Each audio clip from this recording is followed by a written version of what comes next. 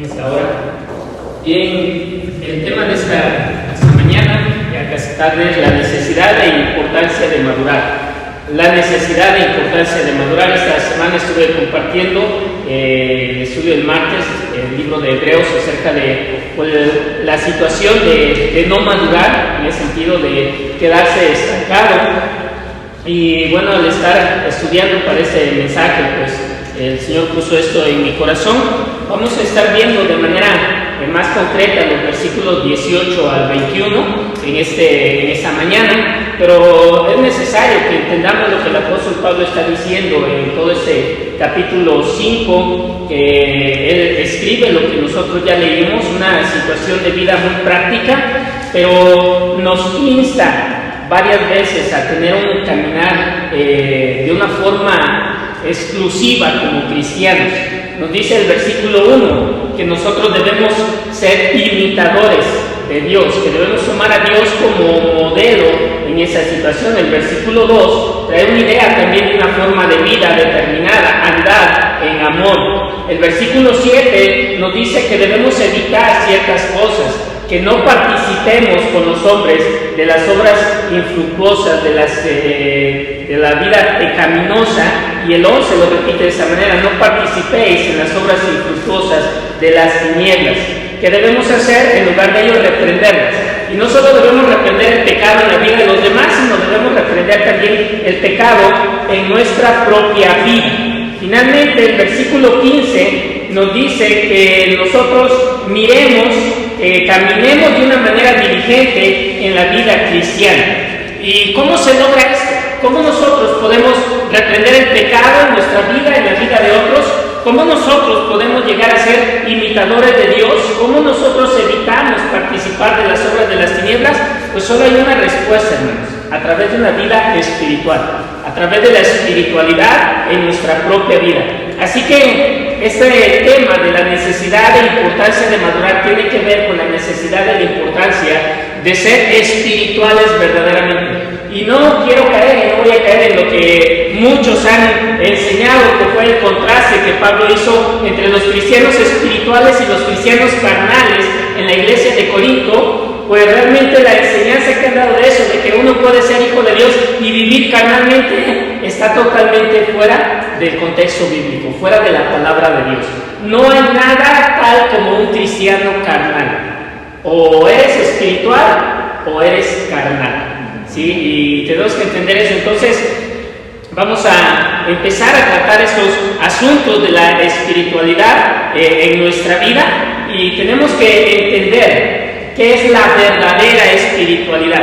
La verdadera espiritualidad está basada en el conocimiento de Dios, pero incluye también acciones y actitudes que se dirigen a Dios en adoración y a Dios en el servicio que nosotros debemos rendir. En eso consiste esa verdadera espiritualidad. Uso esta palabra porque se ha hablado mucho de espiritualidad y se ha enseñado cosas que realmente no son espiritualidad bíblica. La espiritualidad verdadera, la espiritualidad genuina, es saludable para el alma y tiene como meta desarrollar la vida cristiana. No tiene como meta tener experiencias sobrenaturales. Esa no es espiritualidad. La espiritualidad bíblica tiene como meta desarrollar la vida cristiana. Y son dos cosas que debemos nosotros considerar primero aquí. Hablando de espiritualidad genuina, nosotros debemos saber que esta espiritualidad debe estar basada en la palabra de Dios de manera estricta, en la palabra de Dios. Si nosotros tomamos de otras fuentes enseñanza para hablar de una espiritualidad, hermanos, no es una espiritualidad genuina. La espiritualidad genuina está basada en la palabra de Dios. Ahora, esta espiritualidad genuina también trae como resultado salud espiritual para nuestra vida, un equilibrio en lo que nosotros somos como personas, un equilibrio en nuestra formación intelectual y en nuestra vida práctica. Eso es lo que trae una espiritualidad genuina, salud a nuestra alma. Debemos recordar aquí que los polos opuestos son malos, ¿verdad? Que polarizar las cosas es malo. Entonces no nos podemos pasar enseñando solamente doctrina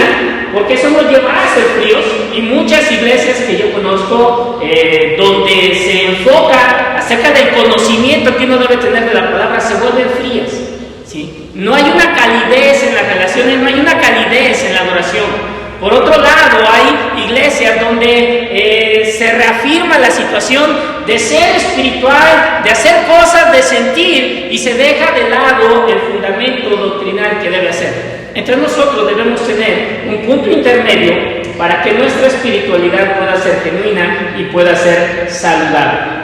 Consideremos en primer lugar algunos aspectos importantes en esa situación de espiritualidad. Al hablar de espiritualidad, nosotros debemos comprender a qué nos referimos y que son cosas que tienen que ver con el espíritu. Así que vamos a ver algunas cosas que la palabra nos enseña con respecto a la situación de la vida espiritual. Y vamos a ver cómo la Biblia utiliza la palabra espíritu o espiritual de algunas maneras diferentes en el contexto de la enseñanza bíblica. Por ejemplo, vamos a ver Efesios capítulo 6, versículo 12. Estamos ahí cerca. Efesios 6, 12 dice: porque no tenemos lucha contra sangre y carne, sino contra principados, contra potestades, contra los gobernadores de las tinieblas de este siglo, contra huestes, ¿qué dice? Espirituales de maldad. Tenemos lucha contra esas huestes espirituales. Aquí en este caso se emplea la palabra espiritual para referirse a huestes demoníacas, seres espirituales que son distintos a los seres humanos. Y entendemos, ¿verdad?, que se refiere a seres que son angelicales, pero se les llama espirituales, distintos a la naturaleza humana. En otros casos, también la palabra de Dios dice que la ley de Moisés tiene un carácter espiritual. ¿Qué quiere decir? Esto indica que la ley tenía como objetivo desarrollar la vida espiritual del pueblo de Israel. La ley no solo tenía como objetivo que ellos aprendieran a hacer ritos y a ofrecer sacrificios, no. Tenía como objetivo que aprendieran a desarrollar la comunión con Dios, la vida espiritual. Entonces, esa es otra manera en que la palabra nos enseña o utiliza esta palabra espiritual. También nosotros podemos ver que Cristo, en su cuerpo resucitado, tuvo un cuerpo espiritual. Es lo que dice Lucas 24:39. Lucas 24:39. Aunque su cuerpo era espiritual, hermanos, su cuerpo no dejó de manifestar o demostrar cualidades físicas que él tenía. Lucas 24:39. ¿Ya lo tienen? Dicen: mirad mis manos y mis pies, pues yo mismo soy. Palpad y ved, porque un espíritu no tiene carne ni huesos, como veis que yo tengo. Aunque Cristo podía hablar de su cuerpo así, su cuerpo, de acuerdo a lo que dice Pablo en 1 Corintios, era un cuerpo espiritual. Era un cuerpo espiritual dado a él después de la resurrección, diferente en naturaleza y en esencia a nuestro cuerpo hoy día.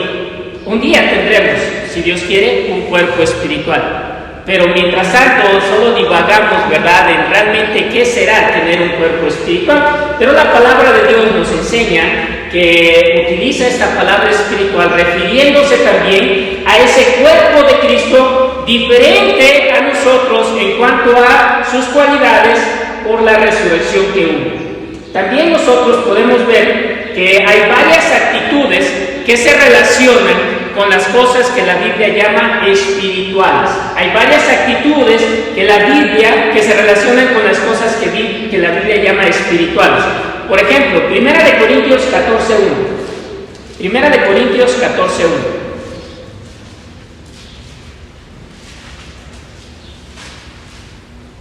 Seguid el amor y procurad los dones espirituales, pero sobre todo que profeticéis. ¿Sí? El ministerio de un creyente se verifica en el ejercicio de los dones que aquí se llaman espirituales. ¿Sí? Dones que son dados, otorgados por el Espíritu Santo. ¿Sí? Por el Espíritu Santo. Y la Biblia utiliza para estas capacidades el término espiritual. También la unidad de todos los cristianos como piedras vivas que se van edificando como un solo cuerpo, como una sola unidad, de acuerdo a lo que Pedro enseñó, se llama una casa espiritual. Somos piedras vivas, todos, cada uno de nosotros, y vamos edificando una casa espiritual. Ahora no nos vemos todos amontonados, ¿verdad? Pero formamos un cuerpo. Y en la unidad de la iglesia, la Biblia le llama un cuerpo espiritual. Entonces la iglesia tiene también ese sentido de algo visible en cada miembro, pero una unidad espiritual en cada uno de nosotros. En tercer lugar, el mandamiento de Dios a los hijos de Israel, que los llamó a salir al desierto, Dios les dijo que iban a ser sostenidos con una comida espiritual, una comida, un alimento espiritual. Y vamos a ver esto no en el Antiguo Testamento, sino en el Nuevo Testamento, ahí en 1 Corintios capítulo 10, versículos 3 y 4. 1 Corintios 10, versículos 3 y versículo 4. Y dice así: y todos comieron el mismo alimento espiritual, y todos bebieron la misma bebida espiritual, porque bebían de la roca espiritual que los seguía, y la roca era Cristo. Ahora, si nosotros recordamos el peregrinar del pueblo de Israel, ellos comieron maná, un alimento que Dios les dio del cielo, y tomaron agua de una peña, porque es la referencia que aquí se hace, de la cual Dios sacó agua, hizo salir agua. Y Pablo dice que aquel alimento y que aquella agua representan cosas espirituales, representan el sostén de un pueblo de Dios en medio de un desierto, donde el desierto es este mundo. Entonces, así como ellos comieron y bebieron un alimento y una bebida espiritual, nosotros también tenemos que comer y beber un alimento espiritual. Y dice aquí Corintios que esa roca era Cristo. Así que nuestro alimento espiritual es Cristo. Entonces estamos viendo esas distintas maneras que la Biblia toma para referirse a cosas espirituales. Habla entonces de un cuerpo espiritual, habla entonces de una comida espiritual, habla entonces de una vida espiritual que viene por seguir verdaderamente la ley. Habla de capacidades que nos son dadas que son espirituales. Podemos ver cómo la vida de un creyente está relacionada con lo espiritual entonces. Y eso es importante, hermanos. No somos personas que vivimos en un plano normal que todas las demás. Somos personas que hemos empezado a vivir desde que el Señor nos dio vida espiritual en un plano espiritual que nosotros debemos desarrollar. Es más, sí, vea lo que dice Efesios capítulo 1, versículo 3 y después capítulo 2. Efesios capítulo 1, versículo 3. Bendito sea el Dios y Padre de nuestro Señor Jesucristo, que nos bendijo con toda bendición espiritual. Sí. Con toda bendición espiritual en los lugares celestiales en Cristo. Ahora vamos al capítulo 2. Versículo 6, desde el 4, capítulo 2, versículos 4 al 6. Pero Dios, que es rico en misericordia, con su gran amor porque nos amó, aun estando nosotros muertos en pecados, nos dio vida juntamente con Cristo, por gracia sois salvos. ¿Y cuál es la cualidad de vida que Jesús nos dio? Vida espiritual. ¿Qué más hizo? Y juntamente con Él nos resucitó, y asimismo nos hizo sentar en lugares celestiales con Cristo Jesús. Y esos lugares celestiales son lugares espirituales. Entonces tenemos una vida espiritual dada por Cristo, con capacidades espirituales, con una ley que debe desarrollar la vida espiritual en cada uno de nosotros, un sustento espiritual. Y es aquí donde deben resonar las palabras de Moisés en nosotros, ahí en Deuteronomio: no solo de pan vivirá el hombre, sino de toda palabra que sale de la boca de Dios. No solo de pan, porque el pan es material, pero también tenemos una vida espiritual y estamos ocupando lugares celestiales, lugares espirituales en esta vida que el Señor nos ha dado. Entonces, de esta manera, la Biblia utiliza el término espiritual, refiriéndose a muchas cosas. Y también debemos entender que hay un uso muy distintivo que el Nuevo Testamento le da a esta palabra espiritual. Y es este uso que está relacionado con el crecimiento y la madurez del creyente en la vida cristiana. La palabra espiritual está en el Nuevo Testamento relacionado con la vida espiritual del creyente y con su crecimiento. Así que si se nos ha dado una vida espiritual, se nos han dado capacidades espirituales, se nos da un alimento espiritual, se espera de nosotros que crezcamos, que maduremos espiritualmente. Así que podemos decir esto: el crecimiento espiritual de un creyente es igual a la madurez espiritual de ese creyente. ¿Qué tan maduros somos espiritualmente? Vamos a ver 3 factores importantes en el crecimiento espiritual, hermanos. Pero preguntémonos, ¿qué tan maduro soy espiritualmente? ¿Sí? Y antes de ver esas 3 cualidades para desarrollar la espiritualidad, el carácter espiritual en nosotros, veamos otras cosas. En esa situación de madurez que el Nuevo Testamento nos enseña en la vida espiritual, pensemos primero en esto: el hombre espiritual tiene que ser alguien que ha experimentado el nuevo nacimiento. En primer lugar, el hombre espiritual es alguien que ha nacido de nuevo, alguien en el cual Dios ha hecho una obra de regeneración por medio del Espíritu Santo y le ha dado vida a través del Espíritu Santo. Eso es lo que el Señor Jesucristo afirmaba allá a Nicodemo en Juan capítulo 3. Nicodemo decía: yo quiero ver el reino de los cielos. ¿Cómo? ¿Qué puedo hacer para ver el reino de los cielos? Y una cosa le dijo el Señor que era necesaria, porque el reino de los cielos no es material, el reino de los cielos es espiritual. Y para ser parte del reino de los cielos, ¿qué tiene que hacer? Nacer de nuevo. Te es necesario nacer de nuevo, nacer del agua y nacer del Espíritu.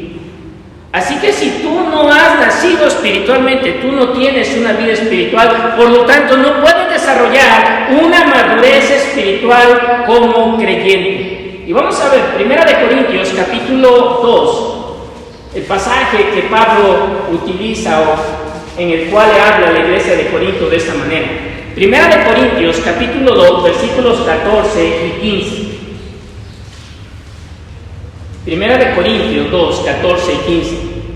Pero el hombre natural, noten que dice, el hombre natural, no dice el cristiano natural, no dice el creyente natural, dice el hombre natural no puede hablar las cosas que son del Espíritu de Dios, porque para él son ¿qué? Locura.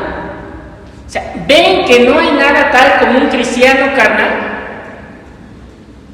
Porque para un cristiano, por pequeño que sea espiritualmente, las cosas de Dios no son locura para él. Pero para una persona que no es creyente, que no tiene el Espíritu, que no es hijo de Dios, las cosas espirituales son locura para él. Dice, y no las puede entender porque se han de discernir espiritualmente. En cambio, el espiritual juzga todas las cosas, pero él no es juzgado de nadie. El apóstol Pablo contrasta al hombre espiritual con el natural, quien no tiene el Espíritu Santo y entonces no ha sido regenerado y no es una persona que tenga una relación con Dios. Entonces la verdadera espiritualidad encierra algo más que solo regeneración. Y aquí están 3 cosas que requieren, que requiere esta vida espiritual. Número 1, ¿cómo desarrollo la vida espiritual? Con el estudio de las doctrinas de la Biblia. Dijimos que debe haber un equilibrio, y este equilibrio y la madurez empieza con un conocimiento claro, verdadero y específico de la palabra. Sí. Nos estamos esforzando hoy en día en nuestros hogares por tratar de enseñarle lo mejor que podemos a nuestros hijos. Estamos viviendo un tiempo muy complicado en cuanto a la educación. Y mencionaba en la semana una persona que cuán difícil será para las generaciones venideras enfrentar o vivir con este vacío en la educación, por así decirlo, que hay de la manera formal al que estamos acostumbrados. Puede haber muchas deficiencias en aquellos que lleguen a ser profesionistas que salgan de ese tiempo, ¿verdad? Ahora imagínense las deficiencias que tiene un cristiano que no es una persona dedicada a estudiar la palabra de Dios. ¿Sí? No se diga solamente el hecho de leer la palabra de Dios. Entonces, ir a la madurez requiere un estudio de la doctrina bíblica.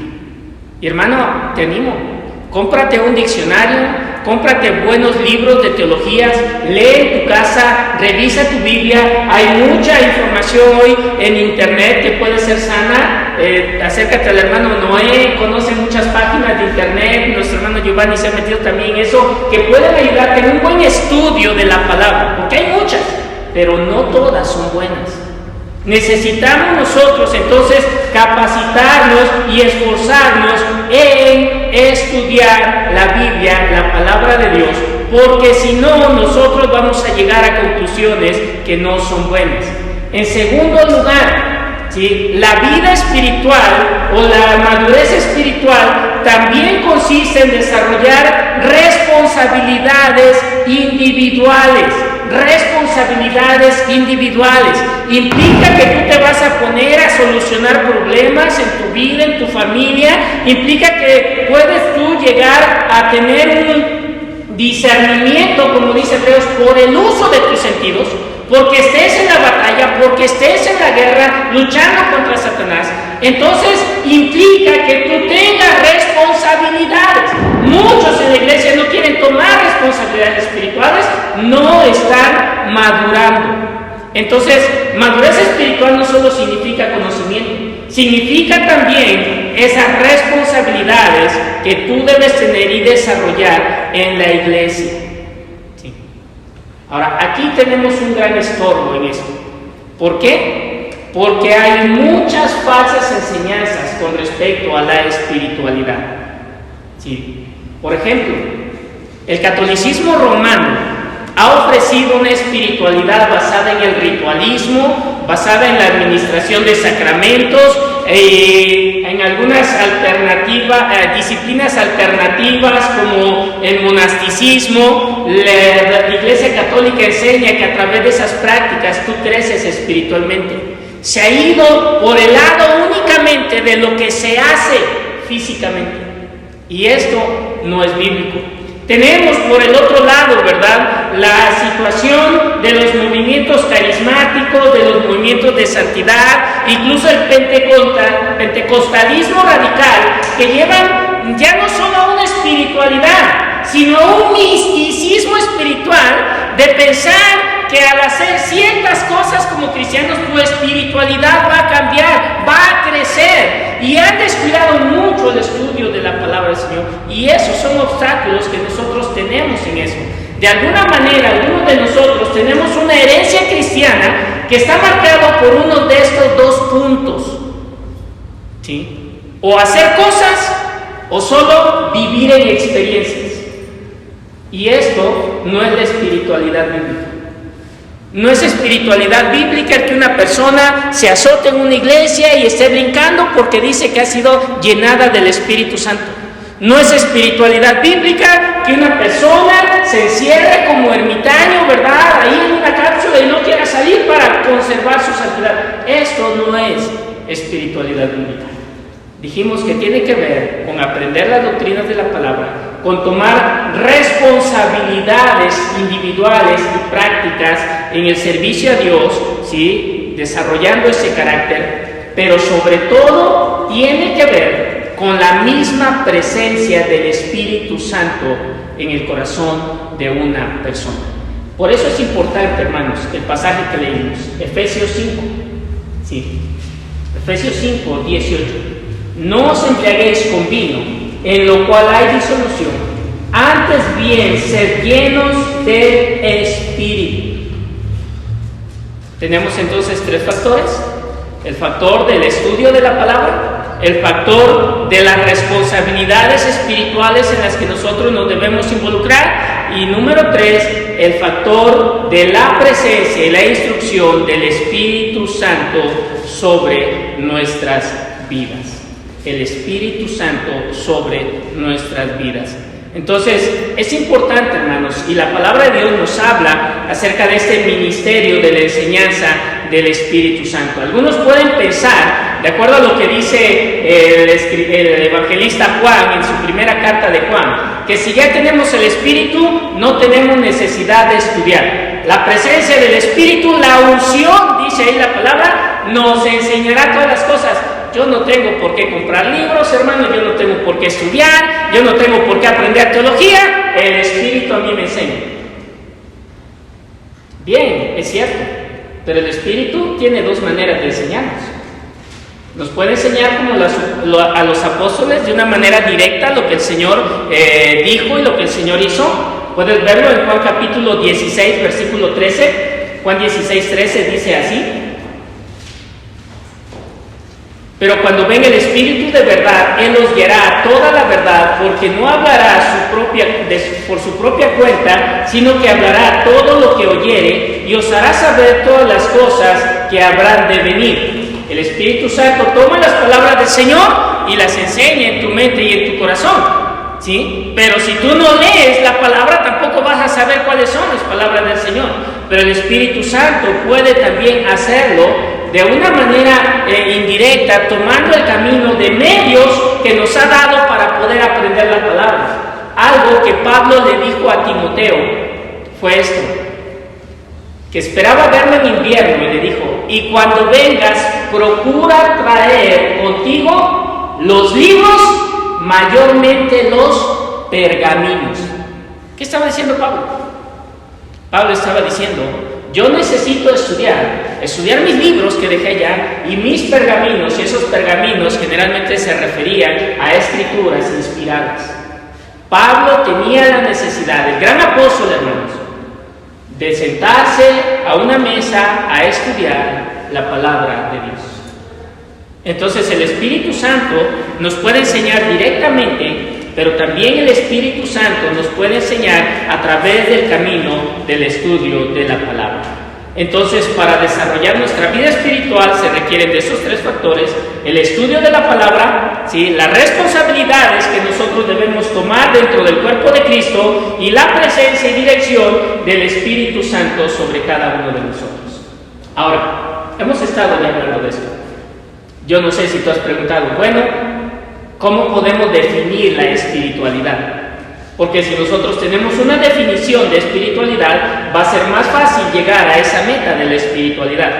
Pues es lo que vamos a hacer a continuación: definir qué es la espiritualidad.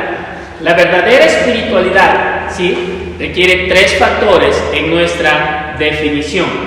Número 1, el primero, que ya consideramos, que es la regeneración, el ser salvo.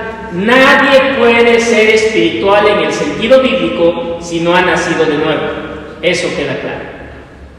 ¿Sí? Si tú hoy no has entregado tu vida a Cristo, tú no eres una persona espiritual, no tienes vida espiritual. ¿Sí? La espiritualidad entonces viene, en primer lugar, como fruto de la regeneración. En segundo lugar, el Espíritu Santo está implicado preeminentemente para producir la espiritualidad. No solamente es el factor de vida eterna en nosotros, no solamente es el factor de unión con Dios, sino es el factor que desarrolla, Efesios capítulo 5, el carácter de Cristo en nosotros.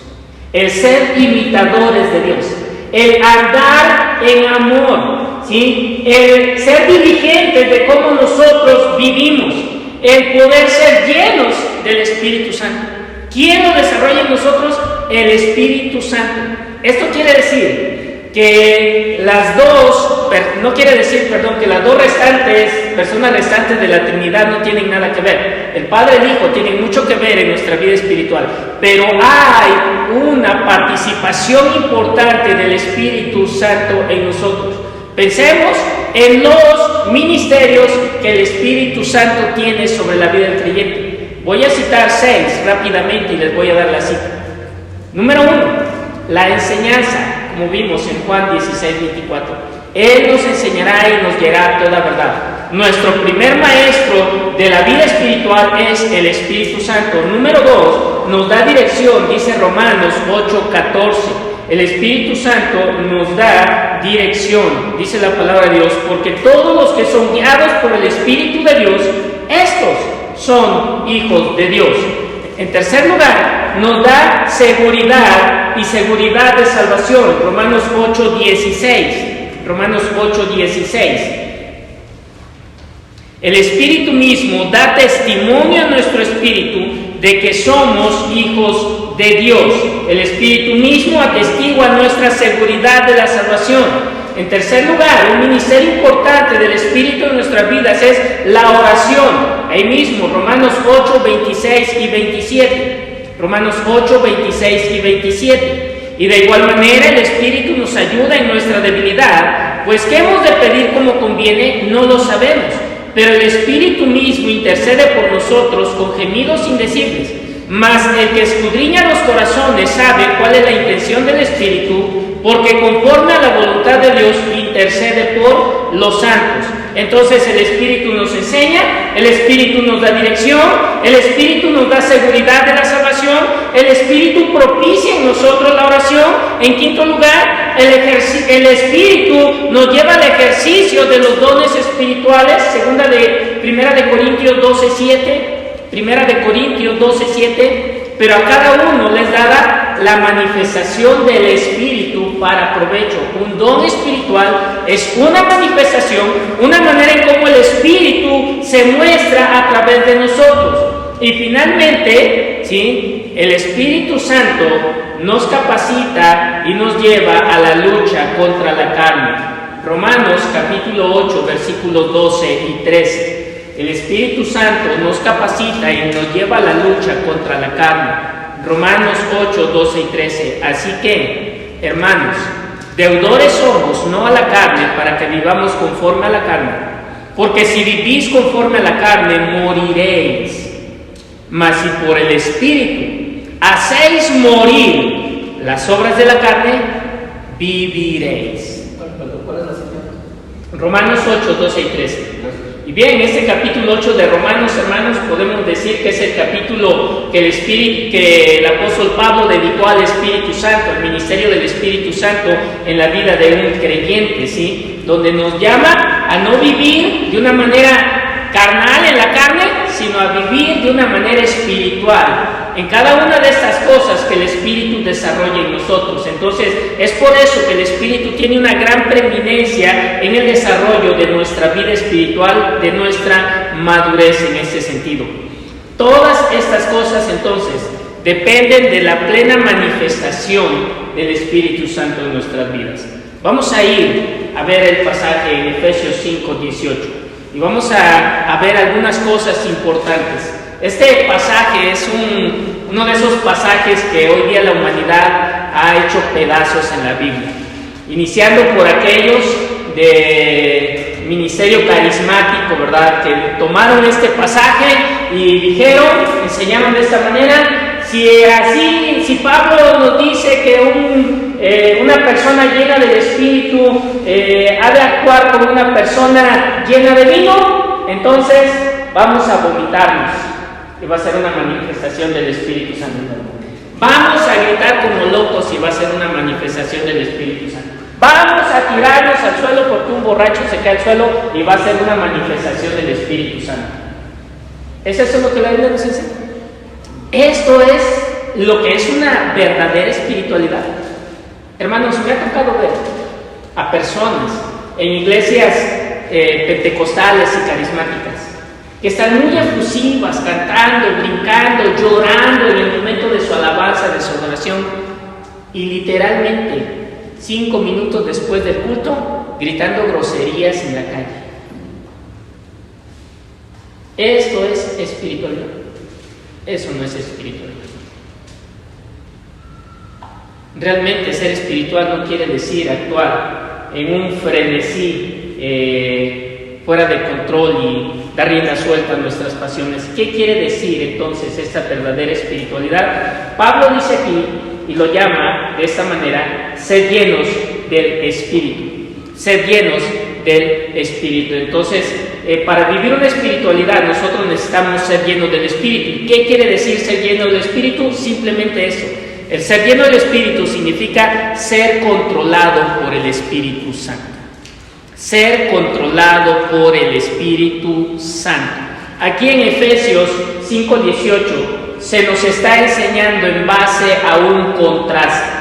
Se están contrastando dos cosas, se ponen de frente y se utilizan las similitudes en estas cosas para darnos una enseñanza. Entonces la implicación gramatical de esos verbos, no os embriaguéis con vino, sino sed llenos, ¿sí?, nos muestra ese contraste. Hay algunos que se embriagan con vino y tienen una forma de actuar consecuentemente.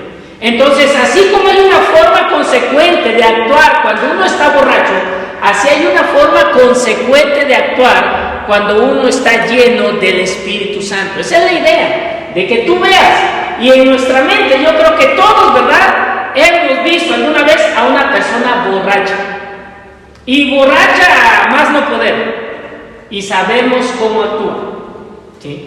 Y dice Pablo aquí, resume todo el actuar de un borracho en esa palabra: en la embriaguez hay disolución, hay desenfreno, pérdida del sentido, dice, y un actuar bajo los efectos del alcohol.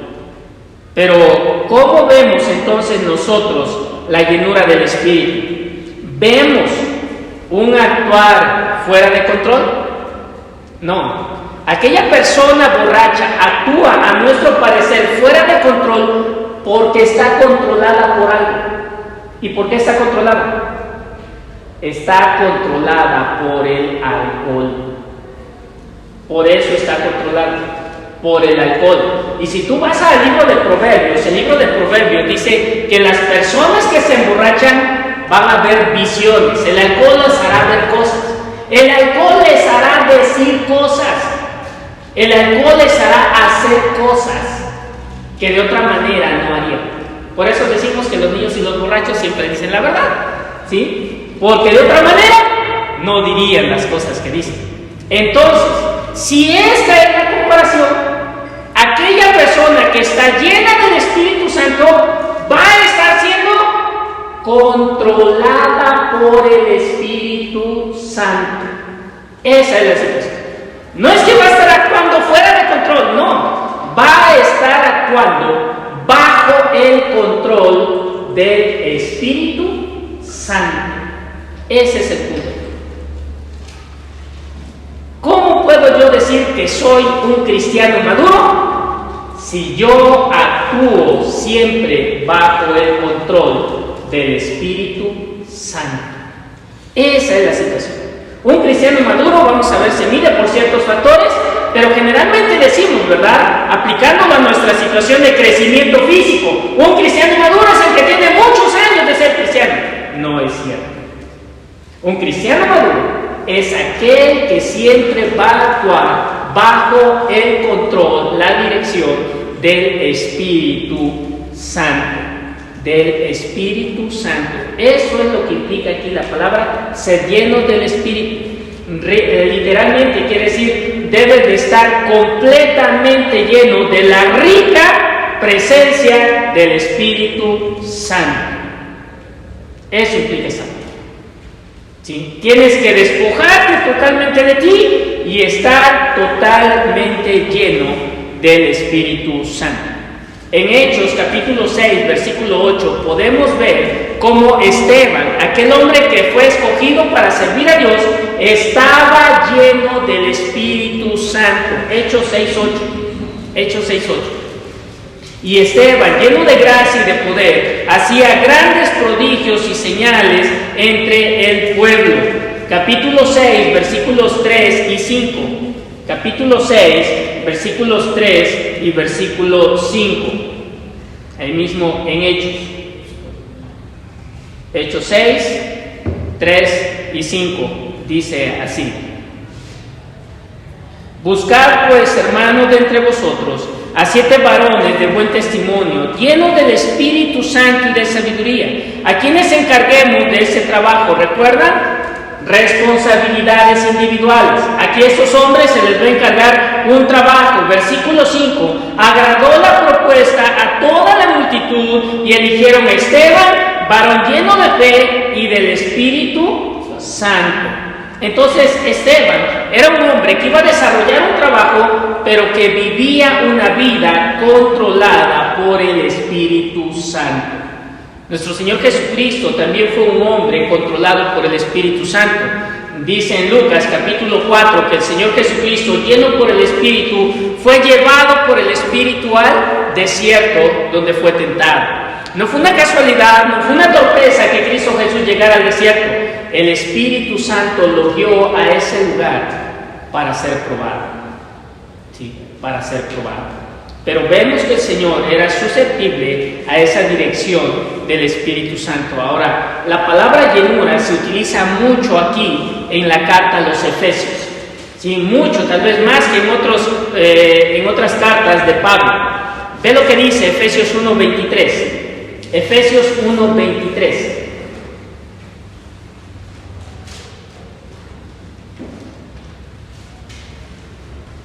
Voy a leer desde el versículo 22, dice: y sometió todas las cosas bajo sus pies y lo dio por cabeza sobre todas las cosas a la iglesia, la cual es su cuerpo, la plenitud de aquel que todo lo llena en todo. La plenitud de aquel que todo lo llena en todo. Cristo Jesús está llenando a su iglesia. Pablo dice que Cristo recibió el poder y la autoridad y que lo llena todo. El primer todo habla de las situaciones o de los entes cósmicos que tienen voluntad de decisión y un actuar moral. Cristo Jesús lo llena todo. Vemos nosotros también en el capítulo 3, versículo 19. Capítulo 3, versículo 19. Efesios 3:19. Dice: y de conocer el amor de Cristo, que excede a todo conocimiento, para que seáis llenos de toda la plenitud de Dios. Para que seáis llenos de toda la plenitud de Dios. ¿A qué se refiere? Se refiere a la situación, hermanos, de que Dios ocupe todo nuestro ser. Pablo está orando respecto a que los cristianos en Éfeso reciban los dones ilimitados de Dios sobre su vida, las capacidades poderosas de Dios para servirle. Capítulo 4, versículo 10. El que descendió es el mismo que también subió por encima de todos los cielos para llenarlo todo.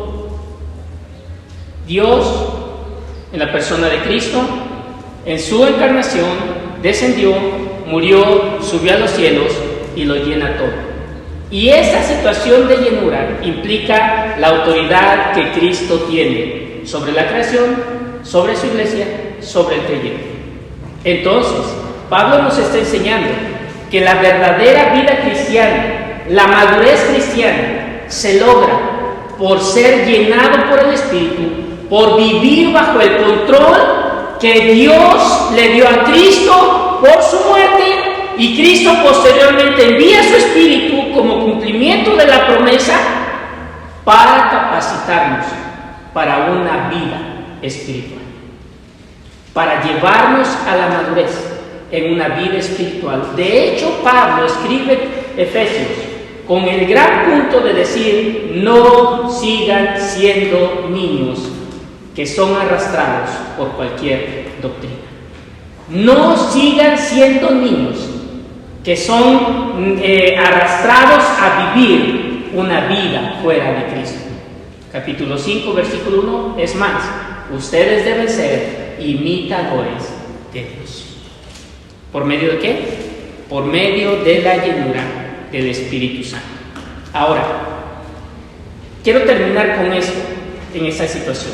Ya hemos visto entonces que la espiritualidad implica que nosotros estudiemos la palabra, que nosotros hayamos nacido de nuevo, que nosotros, ¿verdad?, vivamos bajo el control del Espíritu Santo y que también enfrentemos responsabilidades.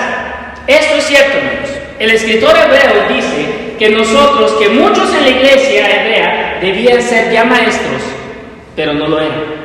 Debían ya tener un grado de madurez, pero no lo tenían. Al contrario, se habían quedado como niños. ¿Sí? Y no podemos ser niños para siempre en nuestra vida. Entonces, ¿qué necesitamos? ¿Cómo nosotros podemos expresar nuestra espiritualidad? Porque la espiritualidad es algo que se expresa en esas acciones individuales. Solo veamos un poco lo que dice el pasaje después del versículo 18 hasta el versículo 21. No os embriaguéis con vino, en lo cual hay disolución. Antes bien, sed llenos del Espíritu, hablando entre vosotros con salmos, con himnos y cánticos espirituales, cantando y alabando al Señor en vuestros corazones, dando siempre gracias a Dios por todo, al Dios y Padre, en el nombre de nuestro Señor Jesucristo. Someteos unos a otros en el temor de Dios. Someteos unos a otros en el temor de Dios. Hay tres cosas que nos dice este pasaje en donde se va a manifestar nuestra madurez espiritual, nuestra espiritualidad.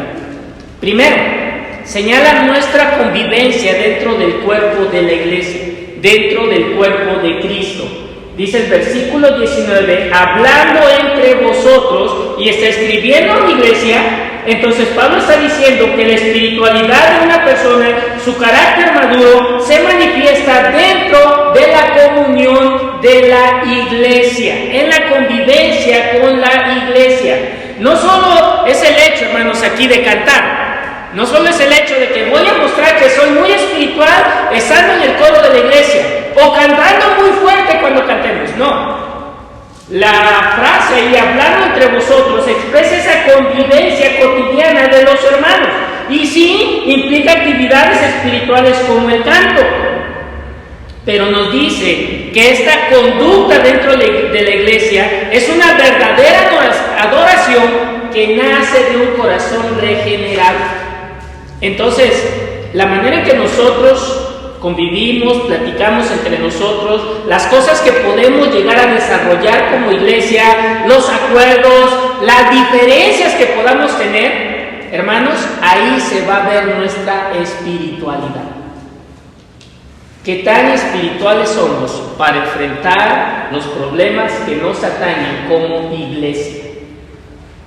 Si nosotros somos controlados por el Espíritu Santo, debemos pedir a Dios sabiduría y actuar para resolver esos problemas que se nos presentan como iglesia. Pero podemos decir, no tengo problema con eso, yo soy un buen cristiano en la iglesia. Pablo nos muestra otro factor aquí, en segundo lugar. Nuestra madurez espiritual, en segundo lugar, se manifiesta en una actitud de agradecimiento en todo momento y en toda circunstancia de la vida. Versículo 20, dando siempre gracias a Dios por todo. Agradecido a Dios por los buenos momentos, agradecido a Dios por los malos momentos, agradecido a Dios por la abundancia, agradecido a Dios por la escasez, agradecido a Dios por la salud, agradecido a Dios por la enfermedad, agradecido a Dios por la vida, agradecido a Dios por la muerte. Una actitud de agradecimiento delante de Dios. ¿Por qué es importante? Porque en primer lugar, la actitud de agradecimiento, hermanos, va a ir en contra de nuestra actitud egoísta que podemos tener. Si nosotros somos agradecidos con Dios, vamos a estar luchando contra el egoísmo que hay en nuestra carne, ¿sí? ¿Por qué? Porque nosotros, seres humanos, pensamos que merecemos todas las cosas. No es así, ¿sí? Tú debes ser agradecido por lo mínimo que Dios te da. En segundo lugar, el sentir de agradecimiento va a ir en contra de nuestra situación de ponernos como víctimas de las circunstancias. Generalmente hacemos eso, creemos que somos víctimas de las circunstancias. Pobrecito de mí, ¿por qué me pasan estas cosas? pobre, a mí siempre me pasa lo malo. Y no mostramos gratitud. Cuando aprendemos a mostrar gratitud en esas situaciones, nosotros nos quitamos del papel de víctima. Y en tercer lugar, el sentir de gratitud va a ir en contra de nuestro sentir de merecimiento de las bendiciones de Dios. Hermanos, alguien dijo una vez que el ser humano lo único que merece de Dios es la condenación y el infierno. No merecemos ni siquiera lo que traemos puesto sobre nosotros hoy, con que nos comimos. No mereceríamos ni siquiera tener un día más de vida por toda nuestra pecaminosa rebeldía contra Dios. No merecemos de Dios más que el infierno. Así que lo que tenemos fuera del infierno, hermanos, es pura gracia de Dios, puro don de Dios, pura misericordia, por lo cual nosotros debemos estar agradecidos. La madurez se manifiesta en una actitud de agradecimiento en todo momento y en cualquier circunstancia de la vida. Y en tercer lugar, la madurez espiritual se manifiesta en nuestra convivencia familiar. En nuestra convivencia familiar, donde somos más como realmente somos, sino en la casa. Porque cuando llegamos aquí, no solo traemos bien vestido el cuerpo y bien maquillada la cara, sino toda nuestra apariencia. Y a veces aquí nos comportamos de manera que no somos realmente en casa. Tristemente, no hay lugar donde nosotros somos más propensos a ser hipócritas que fuera de casa. Así que en la casa, en el lugar, realmente somos como somos. Pablo habla de la espiritualidad en las siguientes relaciones ahí en casa. Número 1, de los esposos con sus esposas, en 3 aspectos importantes. Ve lo que dice, versículo 21. Someteos los unos a los otros en el temor de Dios. Las casadas estén sujetas a sus propios maridos como al Señor, porque el marido es cabeza de la mujer, así como Cristo es cabeza de la iglesia, la cual es su cuerpo y Él es su Salvador. Así que como la iglesia está sujeta a Cristo, así también las casadas lo estén a sus maridos en todo. Maridos, amad a vuestras mujeres, así como Cristo amó a la iglesia y se entregó a sí mismo por ella, para santificarla, habiéndola purificado en el lavamiento del agua por la palabra, a fin de presentársela a sí mismo una iglesia gloriosa, que no tuviese mancha, ni arruga, ni cosa semejante, sino que fuese santa y sin mancha. Así también los maridos deben amar a sus mujeres como a sus mismos cuerpos. El que ama a su mujer, a sí mismo se ama, porque nadie aborreció jamás a su propia carne, sino que la sustenta y la cuida, como Cristo a la iglesia, porque somos miembros de su carne y de sus huesos. Por eso dejará el hombre a su padre y a su madre, y se unirá a su mujer, y los dos serán una sola carne. El esposo muestra su madurez espiritual viviendo con su esposa como Dios quiere en esos 3 sentidos. Dando liderazgo espiritual, él es cabeza. ¿Y cómo debe dar ese liderazgo? En una actitud tierna y amorosa. Número 2, su trabajo santificador sobre la vida de su esposa, llevándola al crecimiento y la madurez espiritual, motivando la expresión de una vida espiritual en ella. Y número 3, en el cuidado y sustento que debe darle. Sí, no solo son cosas que tienen que ver con el alma. El esposo tiene que ver con cosas que tienen relación con el cuerpo y la vida en esta tierra, y tiene como responsabilidad de madurez espiritual cuidar a su esposa, cuidarla físicamente, cuidarla espiritualmente, atender sus enfermedades, su salud, pero también de sustentarla, de trabajar para proveerle, para vivir de una manera digna. Esa es la espiritualidad en un esposo. No solo es mi vida, vamos a orar y que Dios nos bendiga y a ver si aparece algo en la alacena. Tengo que esforzarme. ¿Recuerdan? Implica conocer la palabra, implica atender responsabilidades individuales, todo bajo el poder y la dirección del Espíritu Santo. Y si un marido no hace eso, está resistiendo el Espíritu Santo en su vida.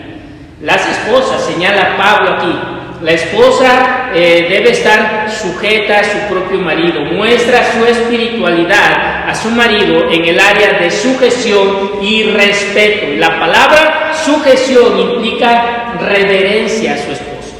Reverencia a su esposo. La mujer tiene la responsabilidad dada por Dios de darle respeto y sujeción a su esposo en esa dirección que él le va a dar. No luchar feministamente como es hoy día. Los hijos también deben mostrar un carácter de madurez espiritual. Si tus hijos son cristianos, si ellos han hecho una decisión de fe, se debe manifestar en ellos un carácter espiritual. ¿De qué manera? Dice la palabra de Dios, versículos 1 al 3 del capítulo 6: hijos, obedeced en el Señor a vuestros padres, porque esto es justo. Honra a tu padre y a tu madre, que es el primer mandamiento con promesa, para que te vaya bien y seas de larga vida en la tierra. Los hijos que van a mostrar madurez espiritual deben ser obedientes a los padres. ¿En qué? En todo. Hijo, haz esto. ¿Pero por qué yo no fui? Ya no te estás mostrando madurez espiritual. Si ya estás mostrando rebeldía. Debes de obedecer a tus padres, dice la palabra, porque esto es algo que es justo delante de Dios. Esto implica vivir con justicia delante de Dios. Los hijos deben respetar a sus padres, no deben faltarnos al respeto. El papá no debe dejar que el hijo le falte el respeto a la mamá, ni la mamá debe dejar que el hijo le falte el respeto al papá. Deben buscar el respeto de los hijos, la armonía, el buen hablar, el dirigirse bien de uno para el otro, el no hacer bromas, hermanos, que lleguen a esa falta de respeto.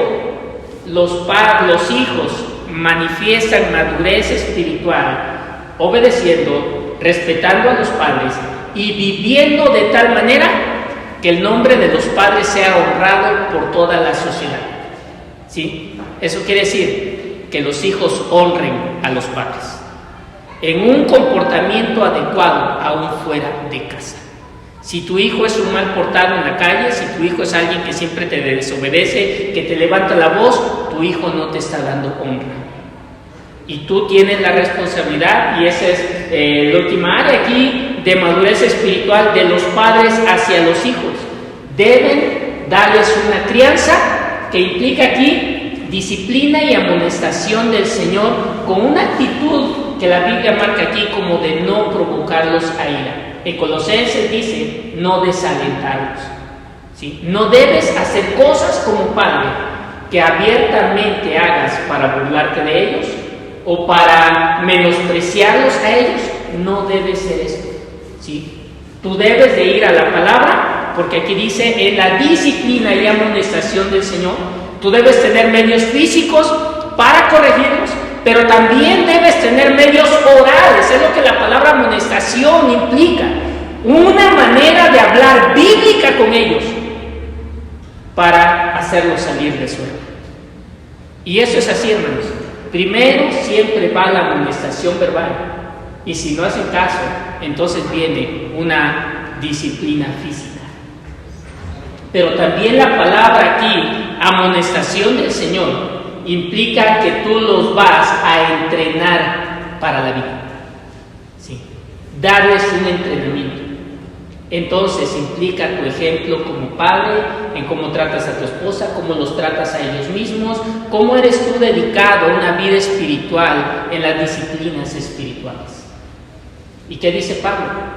En estas áreas se ha de manifestar el carácter maduro espiritual de una persona. Entonces, si tú te diste cuenta, casi nosotros no vimos cosas como de cuántos dones tienes, cuántas lenguas hablas, cuántas horas pasas orando.